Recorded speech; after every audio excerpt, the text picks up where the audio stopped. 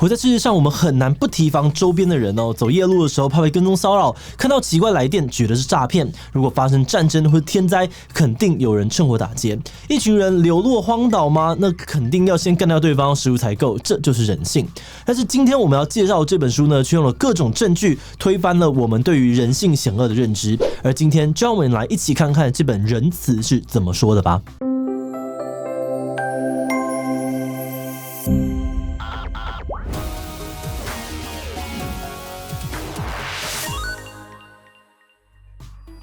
Hello， 大家好，我是志祺。讲到人性，你是不是第一个也想到人就是自私呢？平常也许相安无事哦，但如果发生利益冲突，一定会露出本性。小从每天新闻上面看的偷拐抢骗，大的看看种族歧视啊、纳粹与战争，不都是人类只为自身利益不顾别人死活的证据吗？不过我们今天要介绍的这本书《仁慈》，不但推翻了大家以前看过的很多经典心理学实验，还用了大量的真实事件，还有研究证明，无论是从生物演化或是心理历史来看，真实世界的人类呢，其实是友善者生存，绝大多数的人都很正派，所以要说服人们做坏事呢，其实需要花很大的力气包装成善意才可以。这跟我们想象的根本完全相反嘛。所以今天呢，就让我们来看看它到底有什么证据。不过在开始之前呢，还是按照惯例先进入工商服务时间。最近志祺基地团队在招募厉害的新伙伴喽，我们想要征求全职的影片内容计划，跟我们一起追时事、聊议题、写脚本、发想节目计划，迎接各种经营频道会遇到的挑战。不管你有什么样的知识领域专长，只要你擅长写作，很会收集资料，逻辑清晰，具备独到的观点，而且乐于沟通，能把复杂的东西简单说清楚，那你就是我们希望能邀请到的人才。那当然，如果你已经有文字、影音创作或者是节目频道经营的相关经验，那就更棒喽。那如果你认同这一期新频道的理念，也想要加入我们的行列，那就赶快上我们的官网去看看职缺内容吧。卖出了46国版权的《仁慈》是今年的重量级著作，也获选了伯克莱2021的年度选书。作者罗格布雷格曼呢，是一位荷兰历史学家、作者与记者，只有33岁就被誉为是欧洲最著名的年轻思想家之一。他在这本书的开头引用了荷兰社会心理学教授波兹美斯的课堂提问：想象一架飞机紧急降落，断成了3节，必须要马上逃生。A 星球的乘客会问身边的人有没有事，优先救出最需要的人，愿意为了陌生人牺牲。而 B 星球的人呢，则是争先恐后互相推挤，导致老人小孩惨遭踩踏。你觉得我们住在哪个星球？多年统计下来 97% 的人都相信是 B， 然而真实情况其实是 A。 像是铁达尼号目击者表示，没有人恐慌乱跑，大家井然有序的撤离。而911恐攻的幸存者也说，大家在世贸双塔很冷静的下楼，让路给消防员还有伤者，而幸存者当时也不敢相信，都这种时候了，人们居然会说你先走。但是如果大多数的情况都这么正面，我们怎么会一直觉得每天都在发生坏事，人性就是险恶呢？这个问题可以用一个旁观者杀人案的报道来回答。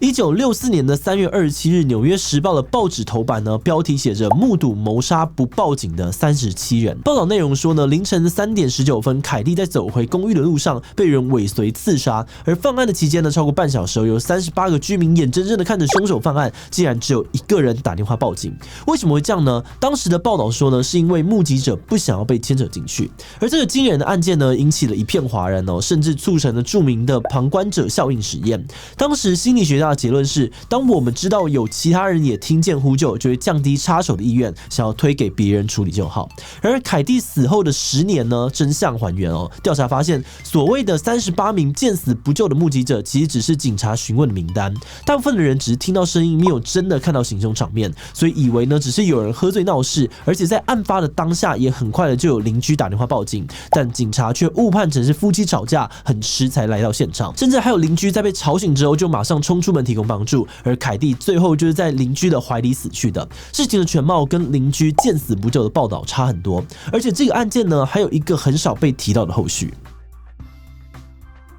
就在凯蒂死后的5天呢，在同一个行政区，有人看到陌生人大白天从邻居家里面走出来，手中还抱着一台电视。目击者觉得可疑，报警了，结果发现这个人不但是闯空门窃盗，而且就是杀害凯蒂的凶手。凯蒂案件被媒体讲成是都市冷漠，但很讽刺的，反而是因为民众的热心才成功破案。而这些细节为什么当年的《纽约时报》都没有写呢？记者表示，因为这样子整个故事就会变得很无聊。凯蒂死在朋友的怀里，当然没有38人冷眼旁观凯蒂被杀吸引人。所以现在你知道为什么我们总是记得坏事了。而另外关于旁观者效应的实验呢，近年来也有很多的学者用不同的方法重新做了一次。他搜集了上千支不同国家城市的斗殴、性侵、谋杀未遂的影片，发现其实90% 的案件当中呢，人们都会上前帮忙。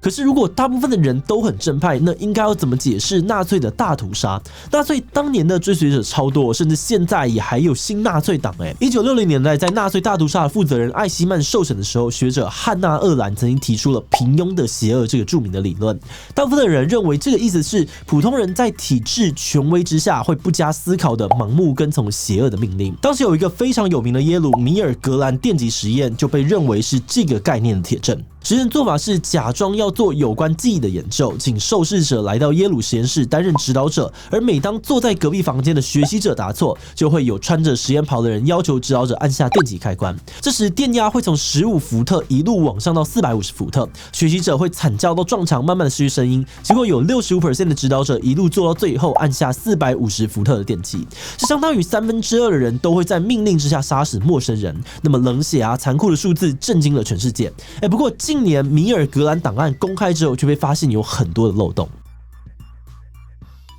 有认为，之所以会有那么可怕的结果，是因为实验的设计有问题。例如，许多受试者本身就不相信说耶鲁真的会让自己电死人。此外呢，在受试者想要停手的时候，实验原本设定了4层的激励，请继续，本实验需要你继续，你继续进行有很重要的意义，你别无选择，一定要继续。但实际在进行的时候，有时候却强力胁迫受试者8-9次，就是要逼人就范。而且数据显示，最有命令意味的你别无选择，一定要继续，居然造成了最大的反效果，所有人听到都立刻停手。而最有效的呢，其实是本实验需要你继续。专家认为这代表参与者不是屈服于权威，而是决定站在实验这一边。他们虽然很煎熬，但因为相信这对科学、人类有帮助，才咬牙继续。像是有个爸爸就说，他是为了脑麻的女儿才坚持下去的，只要能够帮助人类找到解方，他什么都愿意做。因此，仁慈的作者就对平庸的邪恶提出了一个新的解读，认为他真正的意思是我们会受到包装成善意的邪恶诱惑。像呢，后来的这个电极实验的翻案结果就意外证明了，人并不会盲目的听从邪恶命令。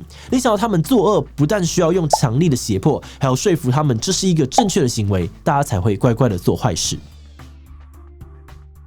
那听到这里，你可能会觉得，就算是出于善意好了，你为了科学电死人也不行吧？像是为了世界更好而迫害有害人，这样还不够邪恶吗？如果我们都是好人，那世界上面为什么还会有战争呢？书里面就提到了一个蛮让人意外的事情在二战中呢，只有1/4的人真的有开枪，而在更早期呢，还在用刺刀的战役当中，更是只有1%的人真的捅了对方。战争中造成绝大多数死伤的都是隔着一大段距离的炮弹，而军队呢也会把敌方宣传成害虫之类的，用各种方法让你不会想到自己正在杀人。因为呢，一旦你发现敌人跟你自己很像，你就很难伤害对方。写出1984的乔治·欧威尔就说，他当年为了杀法西斯分子而参战，可是看到敌对的士兵一手提着裤子奔跑的狼狈模样，他一点都不想开枪。要是现在的酸民很多也是只能隔着网路骂很凶，但是一旦呢要他们面对面的谈，反而会变得和善保守很多。为什么会这样子专家从演化学的角度提出了一种解释。演化人类学家认为，原因可能是那些让人类变仁慈的机制，同时也会让人变得很残忍。像是人类演化出比较小的眉骨，让我们的眉毛呢可以传递各种情绪；我们的眼白可以让我们看得见彼此视线的方向，更确认彼此的想法。我们会脸红，代表我们在意别人的看法。种种的演化呢，都让我们善于社交沟通，能够互相学习，而最后打败其他人类表亲，存活到现在。然而，这些让我们懂得同理的特质，也让我们仇外、非我族类的人呢，就通通的变成敌人。像研究发现军人、恐怖分子之所以会愿意作战杀敌，意识形态跟宗教都是其次，最大的原因其实是为了守护身边的兄弟。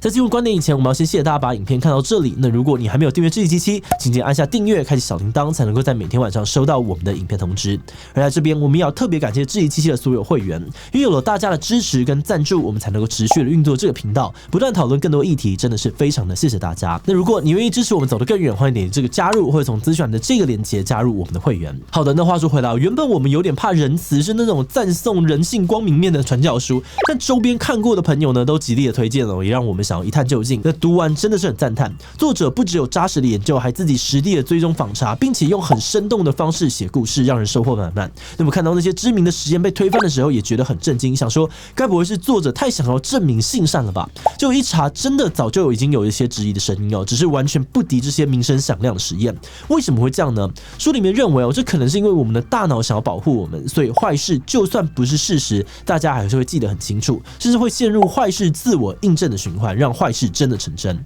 要解决这个问题，最好的办法呢，就是要多接触同温层以外的人事物，用更多基于事实的好事去洗掉不真实的刻板印象。那慢慢的，我们就会发现彼此其实没有那么大的差异。但当我们更相信人性，也会带给社会正向的改变，甚至是改变国家法律的制定方式。像这本书呢，有很多的例证呢，都让人蛮感动的。像是前线的德军啊，还有英军在圣诞节放下武器，互相大唱圣诞歌，而丹麦人集体的反抗纳粹，最后让国内99% 的犹太人都活下来了等等。那么觉得会被这些暖心故事打动，应该也是人性的证明吧。非常推荐大家收藏仁慈哦，读了心情会很好哦。那最后呢，我们想来问问大家，你觉得人性到底是好是坏呢？大部分的人都是正派的因为在社会上面就是要互相，不然会全部一起玩完。大部分的人呢都是险恶的如果没有刑责，我还不去抢银行吗？所以不一定人本来就有好有坏，好人也会做坏事，坏人也能够做善事啊。提起他留言分享你的想法吧。最后，如果你喜欢今天的影片的话，分享出去，让更多人认识仁慈。此外呢，也可以点击这个地方看看见死不救是人之常情吗？以及为什么有人不相信科学。那么今天的这一期就到这边告一段落，我们明晚再见喽。